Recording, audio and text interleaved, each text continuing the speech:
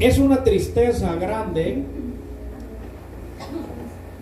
entrar a un hotel, cualquiera sea el nombre, y ya no ver lo que antes se miraba. Yo no sé si usted recuerda, hace unos no muchos años atrás, usted entraba a cualquier cadena de hotel y usted, cuando abría la gavetita de la mesita de noche, encontraba, ya sea en inglés o en otro idioma, un pequeño Nuevo Testamento. Habían rojos, azules y negros. Y estos, cuando usted leía quiénes eran los que andaban repartiendo Biblia, decía que era el ministerio de los Gedeones. Ellos regalaban Biblias por todo el país, pero poco a poco le fueron cerrando la puerta a la palabra de Dios, y ahora en los hoteles les estorba la palabra del Señor. Usted abre la gavetita y ya no está lo que antes estaba. No sé si me equivoco, pero en los últimos 2 años que hemos andado por ahí dando vueltas, paseando, haciendo asuntos de trabajo, hemos entrado a diferentes cadenas de hoteles y ya no hemos encontrado lo que antes se miraba. Esto significa que la generación va en declive, que el pecado va en aumento y que el hombre se aparta de Dios. Y me llama la atención el nombre que estos escogieron, porque ellos se pusieron los Gedeones. Y es que Gedeón, su nombre original era Jerobaal, era un hombre de Dios que vivía atribulado desde los días de su niñez. Era un hombre que estuvo acostumbrado a ver las desgracias de la familia. Jerobaal o Gedeón creció y se dio cuenta que la mano de Madián no dejaba prosperar al pueblo de Israel. Que la mano de Madián y la espada estaban sobre su pueblo. Resulta que en cierta ocasión tuvieron que irse a vivir a las cuevas, porque cada vez que ellos ya tenían sus frutas, sus hortalizas y su trigo para prepararlo, para cortarlo, llegaban los enemigos y se lo robaban. Y decidieron irse a vivir a las cuevas. Y dice la palabra del Señor que Gedeón estaba en un lugar como estos, en un lagar, soplando trigo. ¿Cuántos de aquí alguna vez han soplado quizá maíz o frijol? Levante la mano. Hay varios. No, pero no así soplar para que se enfríe en el plato. No estoy hablando de eso. Estoy hablando de soplar que se agarra un canasto y hay otro canasto abajo y usted lo va tirando poquito a poquito y el aire hace su trabajo. El aire se lleva los palitos, las hojitas, el tamo. ¿Verdad, hermano? Esto es lo que estaba haciendo Gedeón. Estaba soplando trigo. Lo vergonzoso de Gedeón era que lo estaba haciendo en un lugar donde no había aire. Lo estaba haciendo escondido. ¿Sabe por qué? Porque tenía miedo que viniera Amalek o que viniera Madián, que eran los dos que se unían para robarles la comida, lo velaran y le quitaran el alimento. Soplando ahí en el lagar, soplando ahí en el poco aire, se le presenta un ángel del Señor y le dice: Gedeón, hombre esforzado y valiente. Gedeón no entendía lo que estaba pasando. Gedeón no sabía lo que estaba por acontecer. Este personaje habla con Gedeón y le dice: por medio de tu mano Jehová salvará a Israel. Y él no lo creyó en lo más mínimo.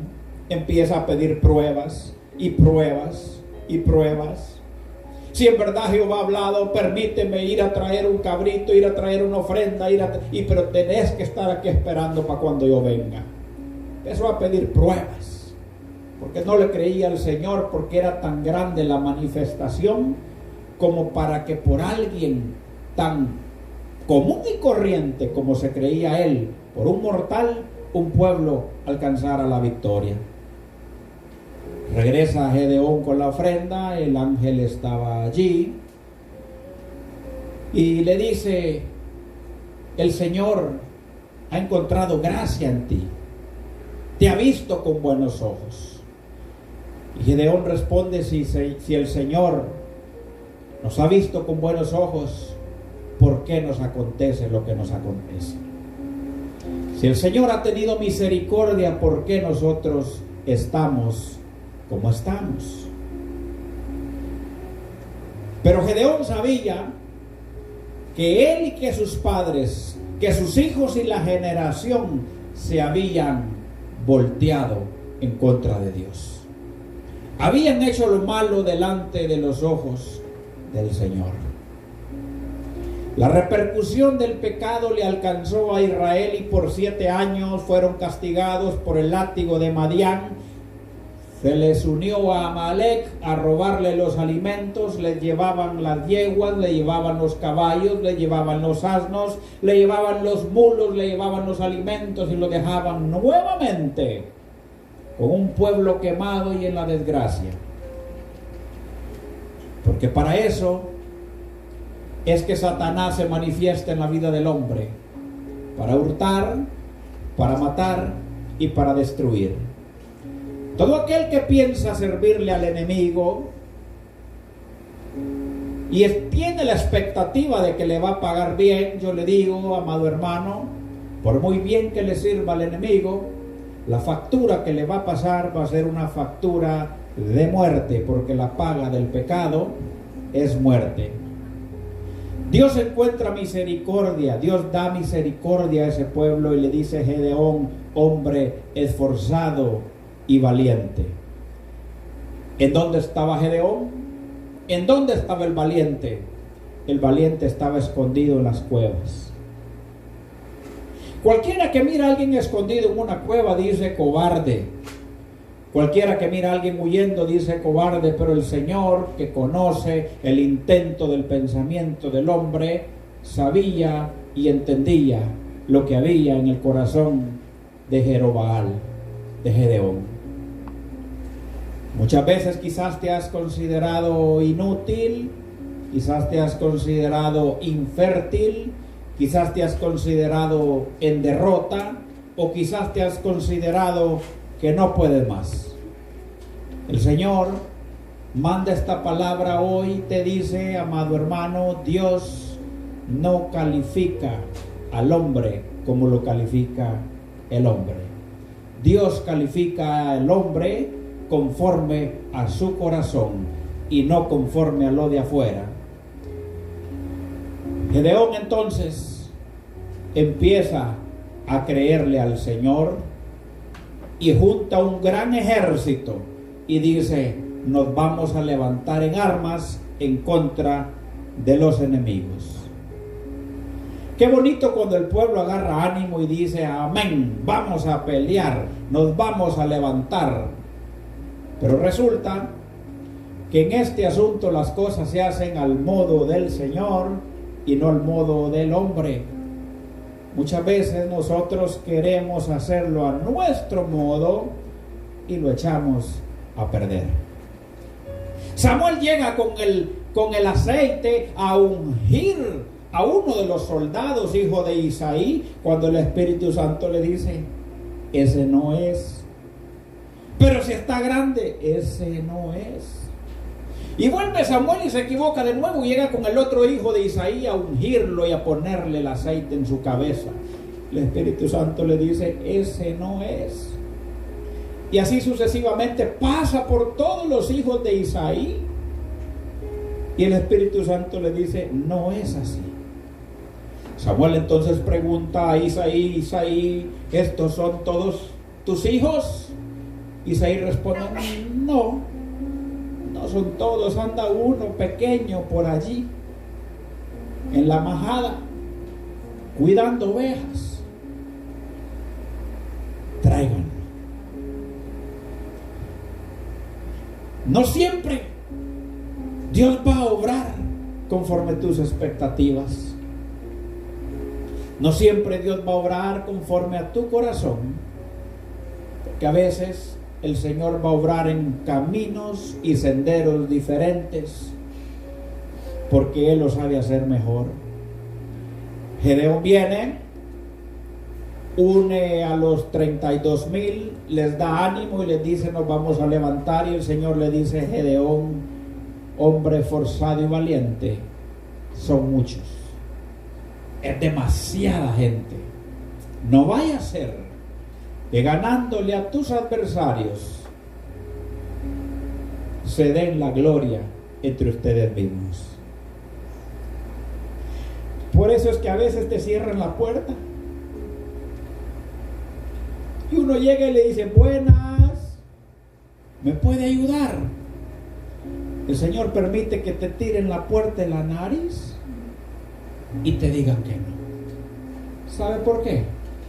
Porque donde te ayudan, le darás al César lo que es de Dios y te vas a vanagloriar.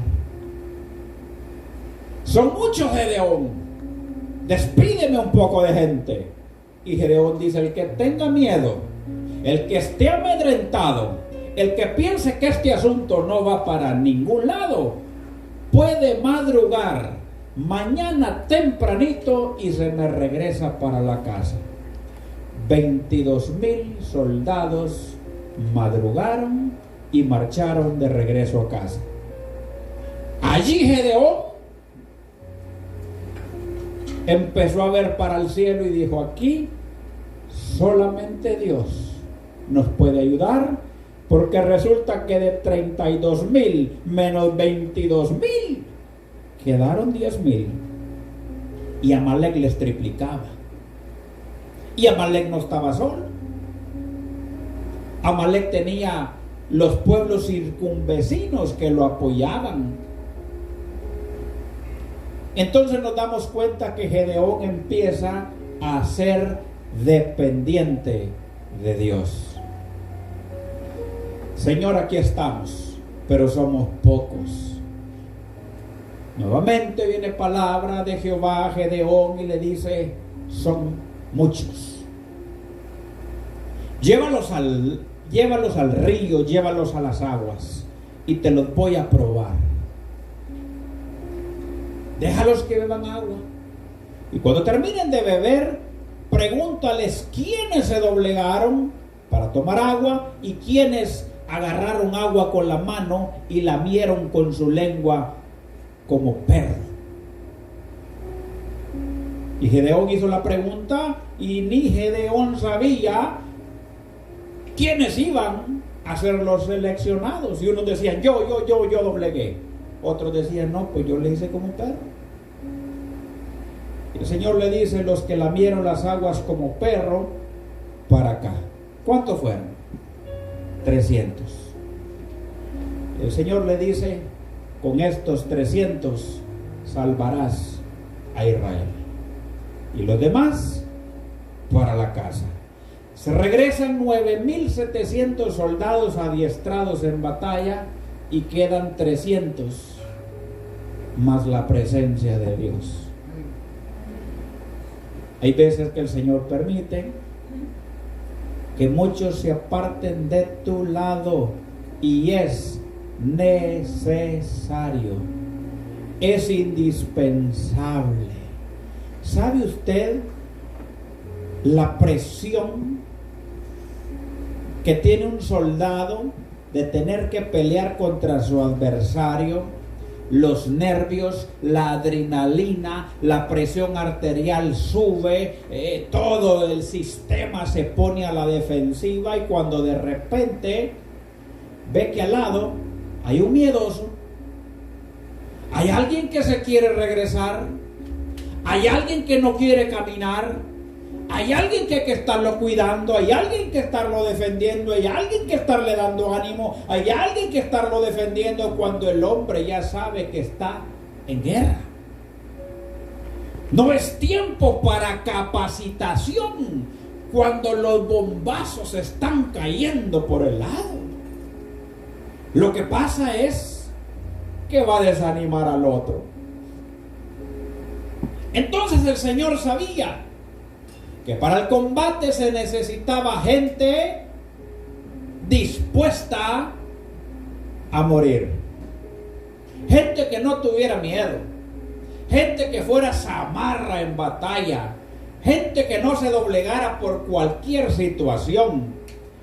Y entonces 32,000 soldados, y de esos 32,000, la mayoría miedosos, la mayoría negativos, la mayoría en rebelión, la mayoría murmurando y la mayoría no creyéndole al Señor, iban a alcanzar una rotunda derrota delante de la presencia de sus enemigos. Y el Señor le dice: sácalos.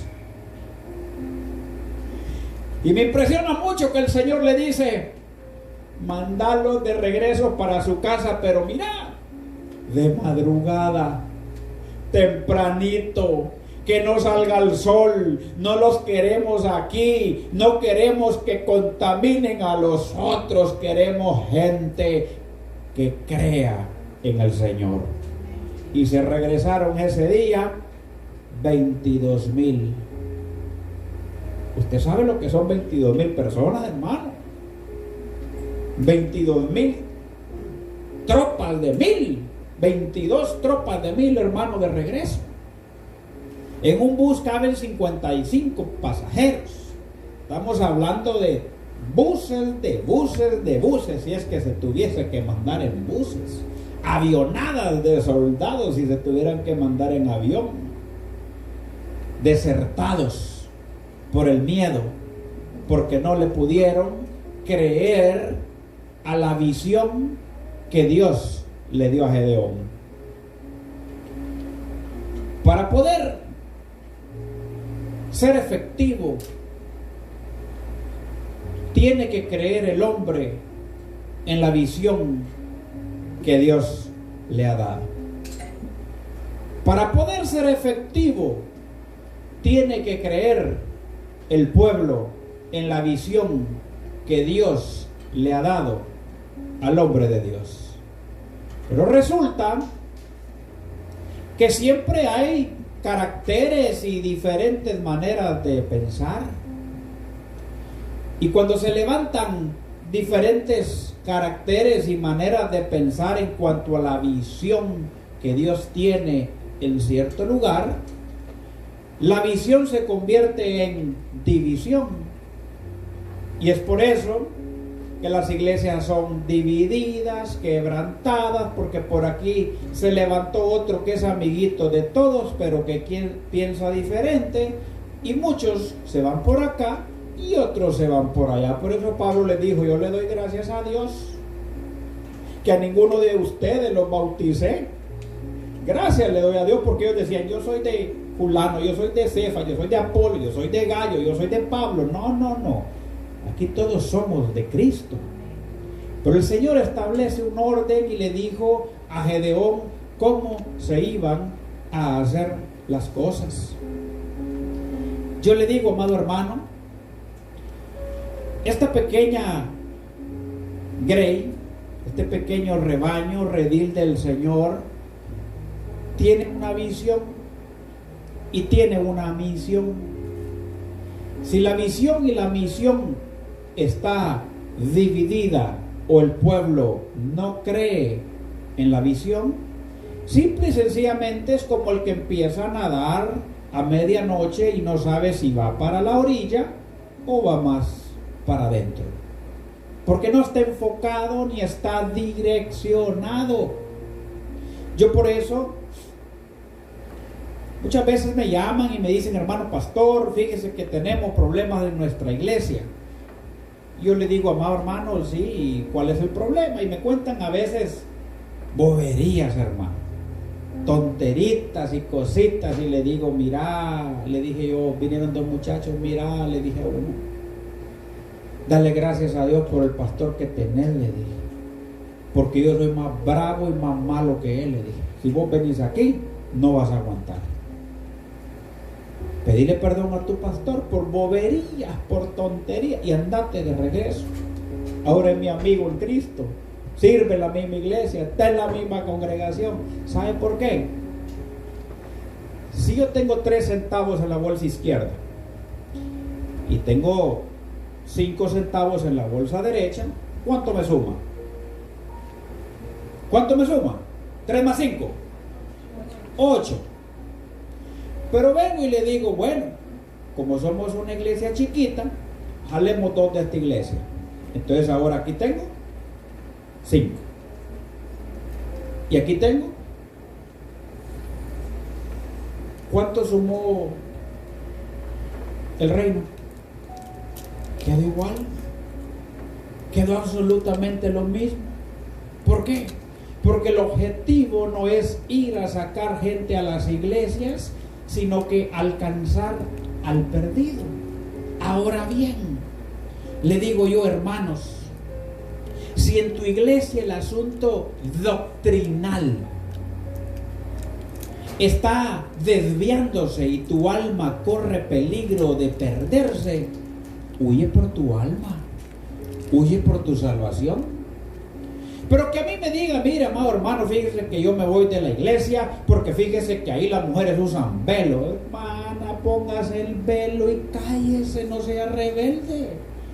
Si tiene un buen pastor, póngase un velo y alabe y adore y glorifique, porque el velo ni le condena ni le salva. Hermano, que yo me voy de la iglesia porque mire que el pastor sienta a los varones a la derecha y a las hermanas a la izquierda, y eso se ve como que muy ortodoxo. Hermano, siéntese separado un ratito y adore al Señor, que no va a pasar nada. No se vaya de su iglesia por una tontera, porque su pastor ha sembrado la buena semilla en usted. Pero si el asunto doctrinal cambia y le dicen que el Padre, el Hijo y el Espíritu Santo no existe, o que solo uno de estos es Dios, ahí la cosa es diferente. Yo le digo, hermanito, hermanita, empaque, corra por su salvación. Que Cristo ya nos salva, yo le digo, hermanito, huya, madrugue, salga de allí. Que nosotros creemos que el infierno no existe, salga corriendo, hermano. Que no hay cielo, salga huyendo de ese lugar, porque son asuntos doctrinales de muerte o de vida. Pero muchas veces las ovejas salen corriendo porque por cosillas y tonterías. Y yo le digo, yo los mando de regreso. Le digo, Señor, porque a veces huimos por cobardes, por tonterías que no tienen sentido. Y yo pudiera predicar diferente para aumentar membresía, pero no es ese el objetivo del Señor, sacarlos de una bolsa para meterlos a otra bolsa y el reino no suma. El asunto es que conoceréis la verdad y esta os libertará, nos hará libres. Y cuando nosotros conocemos la verdad, entonces somos libres en Cristo Jesús y sabemos exactamente lo que tenemos que hacer. Ya Jerobaal, ya Gedeón, sabiendo que tiene 300, entonces solamente le queda una cosa por hacer, una sola cosa, y es clamar misericordia a Dios. Es que qué fácil. Es decir, Padre, te encomiendo este camino de aquí a Pensilvania, cuando usted carga 22 galones de combustible en el tanque. Eso es fácil. Muchos hasta ni oran por un viaje así. Pero el problema es cuando la luz está en reserva y usted tiene que llegar. Ahí humanamente no hay modo de llegar. Ahí humanamente no hay manera de ni siquiera llegar a New Jersey. Ahí el asunto es, o me ayudas o me quedo. Y esto es lo que el Señor quería con Gedeón. Que Gedeón estuviera totalmente seguro, convencido de que esa batalla estaba perdida si él no dependía en el Señor.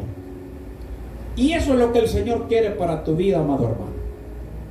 Por eso muchas veces se cierran las puertas, las alternativas que tenían disminuyeron. El que te dijo que te iba a ayudar se echó para atrás, el que te prometió aquello ya no te lo dio. Las cosas se empiezan a tornar diferentes porque el Señor te quiere demostrar que sin su presencia no se puede. Que no hay que confiar en carros ni en caballos, porque la victoria del Señor muchas veces las da cantando, otras veces rodeando, otras veces gritando, otras veces con una tea, con una luz abajo de un cántaro, y el Señor te da la victoria en la manera que no te la esperabas. Y cuando llega a pasar que cruzaste al otro lado y el Señor te hizo cantar el himno de victoria, vas a decir: verdaderamente la mano de Jehová me ha librado. Como cuando cantó el pueblo de Israel cuando cruzó al otro lado, dice la Biblia, el mar lo cruzaron con sus pies en el polvo, en seco. No solo se abrieron las aguas, sino que hubo un proceso de secamiento para que sus sandalias no se humedecieran. Pasaron en seco. Mire qué tremendo. Imagínese usted a un Aarón que pasaba y miraba las olas y decía: allá va un pescado. Es que tenían las paredes de agua, hermano. Y si se sale ese tiburón, decían los niños, no se sale, el Señor está con nosotros. Y como pecera llegaban, me imagino, los peces salados y no podían salir porque la mano del Señor tenía una barrera divisoria. Dígame usted, ¿a quién se le puede acreditar el honor de ver tal evento al pasar al otro lado? ¿A quién? Sino al Señor.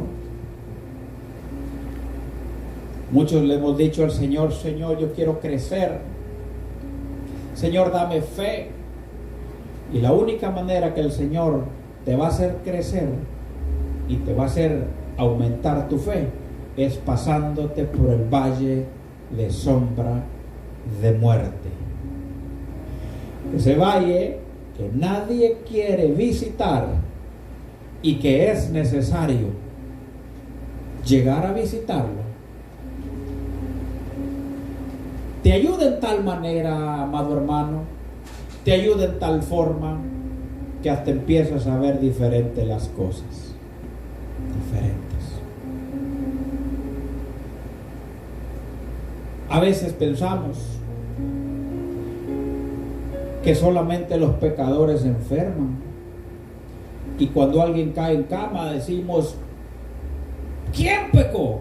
¿Él o sus padres? Y somos fariseos. Por algo está así, por algo quedó pando. No, hermano. Así decían de Job, igual decían de él. Y lo que pasa es que el Señor se quiere glorificar, y que cuando nosotros digamos Jehová Rafa, que significa Dios es mi sanador, tengamos un respaldo de lo que decimos. Pero ¿cómo vas a saber que Jehová es tu sanador si no te da ni gripe? Y cuando te llega la enfermedad y que la medicina no te hace efecto y que el doctor no te encuentra nada y que te sigues sintiendo peor y que la cosa va para peor y que el doctor vuelve a no encontrarte nada y te dice que está en tu mente y que no tienes nada y te está muriendo, entonces tenés que llegar con Rafa y decirle: o me ayudas o me muero. Y cuando el Señor te saca de esa enfermedad, llegas con el otro y le dices: Jehová es tu sanador. ¿Y usted qué sabe de eso? Usted le va a decir: porque yo estaba muerto y el Señor me volvió a la vida. ¡Qué bendición más grande! Jehová Jireh, Jehová es mi proveedor. ¿Cómo vas a saber que Jehová es tu proveedor si siempre tenés un plato de comida en la mesa? Habiendo $5 en la billetera y un plato de comida en la mesa, siempre vas a decirlo superficialmente. Siempre vas a decirlo porque te acostumbraron a recitarlo. Pero cuando te vas al libro de los recuerdos y te recuerdas aquella calamidad que estabas pasando, los cobradores encima, la situación en aumento, no había de dónde sacar, la multiplicadora no te ayudaba, el lápiz y el papel llenaban la hoja y no había salida. Entonces, cuando Dios se glorifica en caminos misteriosos, le puedes decir a otro: Jehová Jireh, el Señor te va a suplir, el Señor te va a suplir y va a sacar agua de la roca, porque el Señor no miente, y lo vas a decir con convicción, con seguridad. Gedeón tenía que pasar por ese trago amargo de saber que con 300 hombrecitos le tenía que hacer frente a pueblos enteros. Y como Satanás es padre de mentira y es imitador, también sacaron una película que se llama 300, porque le gustó la historia. Una historia conmovedora, una historia de guerreros valientes que no tuvieron miedo a la muerte. Cuando Gedeón llega al combate, se dio cuenta que tuvo que ser reestructurado el ejército que tenía. El pueblo de Dios tiene que ser reestructurado. Diga conmigo, reestructurado. La Biblia habla en el libro de Jeremías de la reestructuración que llevó el hombre en la casa del alfarero. Porque no se dejaba moldear, no se dejaba construir, no se dejaba dar forma. Y tuvo que ser al modo del Señor. Dice la palabra que el alfarero estaba sobre la rueda y moldeaba una vasija a su modo, a su forma. Y estando el barro en el proceso, se derrama. Se derrama. Y viene el Señor y tiene que llevarlo a la restauración, lo tiene que llevar a la reestructuración y empezar el proceso de cero nuevamente, amasar la masa, tener que batirla de nuevo y empezarla a subir al molde para hacerlo conforme el Señor necesita. A veces decimos rebeldemente: yo así soy, y yo así nací, y yo así voy a morir, y si querés así, bueno, y si no, también. Han escuchado gente así ustedes: yo así soy. No, es que no sos así. Es que el diablo te quiere así. Pero nosotros podemos cambiar, porque la Biblia dice que somos piedras vivas, podemos movernos. Usted no es un pedazo de concreto metido allí nomás. Usted es una piedra viva, puede moverse, puede cambiar. Pero el orgullo hace que muchos digan: yo así soy, ¿y qué? Ese es mi modo, mi carácter y punto. Así me conociste. No, hermano. Ese orgullo hace que las familias tomen distancia. Esa familia disfuncional empieza a sucumbir y a fracasar. Y luego llegan los ayes. Ay, ¿por qué? Ay, porque nunca quisiste ser reestructurado. Porque nunca quisiste entender que Dios es más grande que el orgullo y tu apellido, y que puede ser moldeado. Puede ser moldeado. Muestra de reestructuración es Leví. Leví era un hombre de negocio, de billetes, de contar plata, de recaudar impuestos. y tuvo que tener un encuentro con el maestro. Llega Jesús caminando y le dice: Mateo, vámonos. Lo reestructuró, le cambió su negocio por completo. Y todos los que el Señor llamó, dice, y dejándolo todo, le siguieron. El Pedro pescador, me imagino, alzando las redes, alzando los trasmayos, alzando los arpones, alzando los asuntos de trabajo, porque el Señor le había destinado un quehacer. Moisés tuvo que ser reestructurado de la mente, porque él creía que por ser lento para hablar, muchos dicen tartamudo, la Biblia en realidad no dice exactamente qué pasaba. Éxodo capítulo 4: Señor, ¿cómo he de libertar un pueblo si soy lento para hablar? Me cuesta hablar. El Señor le dijo: te escogí. Te escogí. Y con esa lentitud le vas a hablar a Faraón. Y con esa lentitud vas a guiar a un pueblo por la travesía. Porque no depende de tus cualidades, depende de la voluntad de Dios y la misericordia para el llamado que ha hecho para tu vida. Por eso, no subestimes lo que Dios te ha dado, porque con la lentitud con la que te mueves, pueda que el Señor abra mares.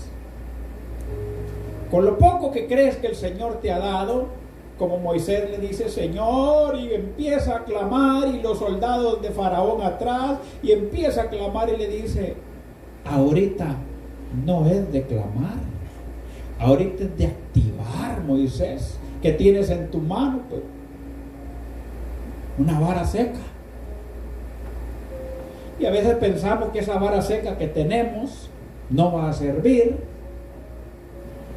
Y cuando Moisés se da cuenta de lo que tenía en la mano, que no era solamente un pedazo de palo, sino que la misericordia del Señor obrando en proezas, se da cuenta que Dios, si pudo sacar agua de la roca, si pudo convertir las aguas de Mara amargas en dulces, si pudo hacer llover cereal del cielo, el maná, si pudo darles carne a todos y provisión hasta que les saliera por las narices, también podía abrir el mar. Así que no pienses que lo que tienes es poco para el Señor. Lo que hace falta es creerle al Señor, creerle a Dios, no tener miedo, seguir caminando, y el talento que el Señor te ha dado, úsalo. Porque si no lo usas, en aquel día vendrá el dueño, el Señor de los talentos, y te va a pedir la multiplicación de lo que hiciste. Él no se va por lo mismo, Él no se va por menos. Él viene a pedir la multiplicación de los talentos. ¿Qué hiciste? ¿Qué hiciste con lo que te di? Te di 2 manos, te di 2 pies, una boca para que hablaras, cuántos compañeros de trabajo, y el Señor nos va a pedir cuentas de todos los talentos, aunque no todos tenemos la misma cantidad de talentos, unos 1, otros 3, otros 5, pero en su misericordia el Señor no nos dejó sin nada. Algo tenemos nosotros. Y yo le voy a decir algo. Quizá un elocuente predicador o evangelista puede alcanzar masas y multitudes, pero a donde usted llega, posiblemente no va a poder llegar ese hombre. Yo me recuerdo cuando el hermano Milton iba caminando en la calle, ellos venían de fiestas, un ecuatoriano con una mexicana que tenían una criatura, y ellos eran rotundamente católicos, y ellos eran su virgencita y sus muñequitos y su de esto, y llevaban un niño chiquito. Pasaron enfrente de la iglesia. Cuando pasaron enfrente de la iglesia, el niño se paró. Había una alabanza y el niño se paró. Entonces lo jalaron y el niño eran gritos. Y lo regresaron y lo pusieron otra vez enfrente de la iglesia. Era una iglesia parecida a esta en un segundo piso. Y dijeron, dejémoslo un ratito, que escuche y ya se le va a pasar. Y los hermanos de la alabanza estaban a lo mejor, hermano. Tarán, tarán, tarán, tarán, con unción, poder y fuego. Vámonos. Y el niño eran gritos. Entonces el niño empieza a caminar para arriba. Y empieza a seguir las gradas para arriba. Entonces entraron los hermanos y se quedan así, hasta la parte de atrás.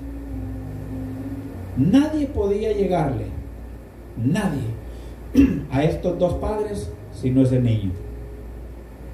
A esos dos no había quien les entrara, ni el hacha les entraba, nada, duros de corazón. Llega la hora de la prédica, nosotros estábamos de ujieres, lo pasamos adelante. No, hermano, papel que sea que trasciende. Le pusimos una silla ahí atrás y resulta que la palabra los transformó, los restauró. Le entregaron su vida al Señor por un niño que Dios usó. Te sentirás como niño, posiblemente a donde no puede llegar una prédica de J.J. Ávila, de Billy Graham, de Victor Richard o de cualquier famoso. Tu testimonio y tu mensaje puede hacer efecto. ¿Sabe por qué? Porque ayer te vieron tirado, ayer te vieron muerto y hoy te ven de pie. Y ellos te conocen y ellos cuando te miran dicen, ahí viene un testimonio de lo que Dios puede hacer con el hombre. No te sientas menos. Es Satanás el que muchas veces le pone al hombre que estamos por gusto en este lugar. Es el enemigo el que te hace sentir basura, el que te hace sentir negativo, el que te hace sentir nada, porque él sabe que un día seremos arrebatados y nos vamos a ir a vivir a la casa en donde vivían los demonios. Voy pues a preparar morada para que donde yo esté, vosotros también estéis. El Señor va a renovar esas casitas, esos lugares donde él estaba, y a él le duele saber que no podrá entrar jamás a la presencia del Señor. Nosotros tenemos, hermanos, una meta, un objetivo y una encomienda de parte del Señor. Pueda que usted sea secretaria, carpintero, mesero, etcétera. Ese es el medio de manutención para poder subsistir. El apóstol Pablo costuraba casas de campaña, trabajaba. El que no trabaja, bueno, es que no come, ¿verdad? Pero atrás de todo esto está el verdadero propósito, la encomienda del Señor. Está un maestro, está un pastor, un evangelista, está un hombre o una mujer que instruya a los niños en su camino para que cuando fuere viejo no se aparte de él. Está un hombre y una mujer de Dios que levante bandera en medio del problema y pueda guiar en oración y en fe a los demás. ¿Quién eres tú? ¿Solamente el carpintero? ¿Solamente la mesera? ¿Solamente tu labor de comer? ¿O en realidad has creído que eres alguien en el Señor? Porque qué triste sería, póngase a pensar, que Dios prepare la luna, las estrellas, quite a los dinosaurios, deje los animalitos que están, el medio ambiente que no fue producto de un Big Bang, y todo lo que tenemos, para que nazca un albañil. ¿Qué propósito? Un mecánico. ¿Qué propósito? Y no es denigrar lo que hacemos porque es honroso, sino que no tiene sentido que el Señor nos traiga a cumplir el requisito de ciencias naturales, porque el hombre nace, crece, se reproduce y muere. Ahí se acabó todo. Yo no estoy de acuerdo con ese propósito. Yo estoy de acuerdo con el propósito que el hombre nace, crece, sigue creciendo, hace crecer a otros por medio de la palabra, que es la que da crecimiento y la comparte, da vida por medio de la palabra, que es la que levanta muertos, y tiene un propósito en esta tierra. Cada uno tenemos un propósito y el tiempo cada vez es menos, el tiempo se acorta. Así como Gedeón, podemos nosotros o creerle al Señor o poner un montón de peros y decir no. Así que si usted, amado hermano, está en este lugar y ya lleva más de 2 semanas en este lugar, yo pienso que es tiempo sustancial, suficiente como para ponerse a pensar qué vamos a hacer. Hay iglesias ortodoxas en donde las bancas tienen número. Yo he ido a iglesias así, y cuidadito se sienta usted en el número del anciano o del anciano. Le dice: disculpe, ese es mi lugar, el lugar 221, ese es el mío por 40 años. Y cuando se le dice: ¿y qué han hecho? No se han ganado un alma, no han restaurado ni su propia casa, su familia corrompida, porque no le han creído al Señor, que con lo poco o lo mucho que tienen pueden sacar adelante, pueden compartir vida y pueden ser de bendición. No se sienta nada, siéntase como el Señor quiere que usted se siente, como un instrumento en las manos del Señor. Déjese usar para la gloria del Señor y créale al Señor de que Dios puede reestructurar tu altar, tu vida, tu familia, y ponerte, por ejemplo, ante los ojos de los demás. ¿Cómo vamos a empezar?